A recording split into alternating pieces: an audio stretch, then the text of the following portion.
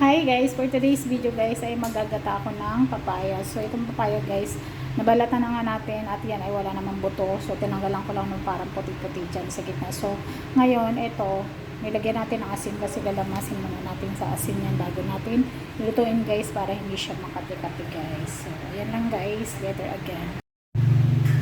So ayan guys, igigisa ko muna guys yung aking papaya guys kasi alam kung bakit kukulangin ako sa gata. So meron tayong sibuyas, bawang at saka konting luya.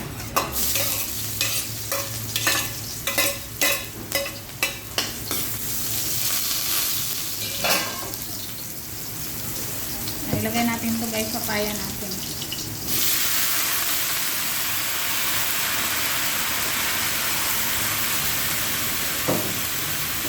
Magan tayo guys sa asin. Salt. Haluin lang natin. So ayan guys, ang daming sabaw. Yung papaya kasi guys, napakaraming tubig niyan. Diba?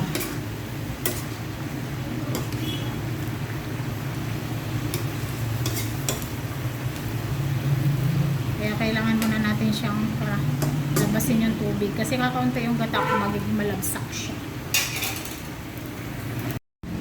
So ayan guys, wala na siyang tubig. Mag-add lang ako ng kunting gata nito guys. Ito talaga yung gata na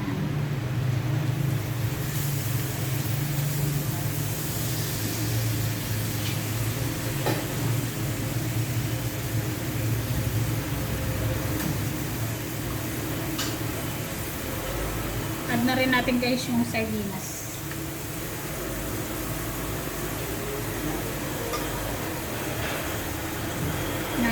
Relax kasi ng apoy nito guys eh.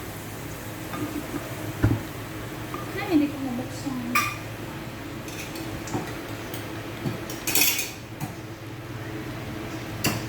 So ayan guys, dalawang sardinas yung nilagay natin para masarap.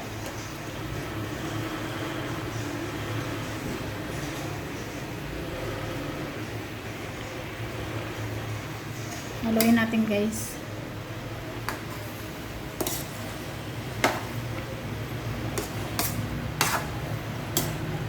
Hindi natin pwedeng haluin guys kasi madudurog masyado yung Ayan.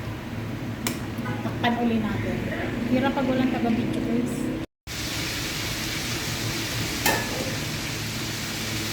Ang bango guys.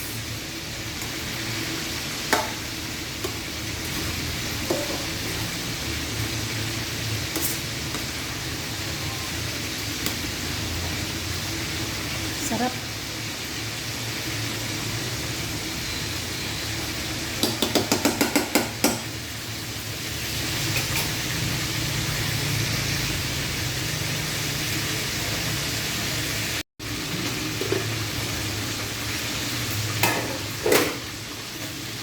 Natin guys, huwag lang sanang pumutok yung pinaprito ko. Ang sarap nito guys eh.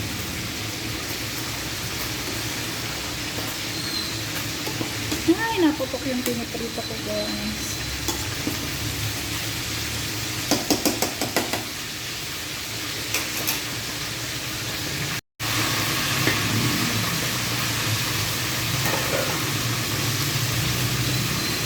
Ang kape guys ng kamay ko dahil siguro sa papaya.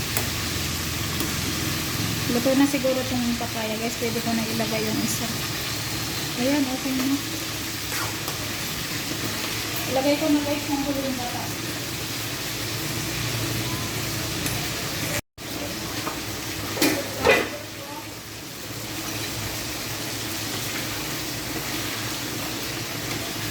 Ayan guys, ilagay ko na itong huling gata guys.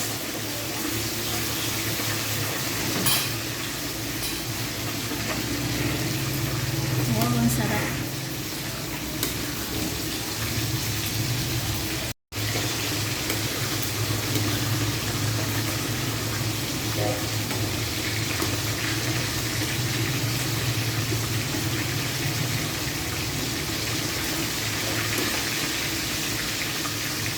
Wala na yung aking guys, sardinas, ayan.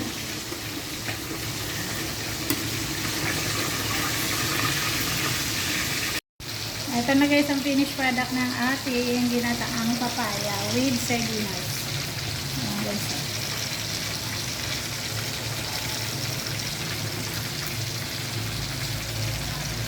So ayan lang guys. Thank you for watching. Enjoy lang siya everyone and say bye-bye.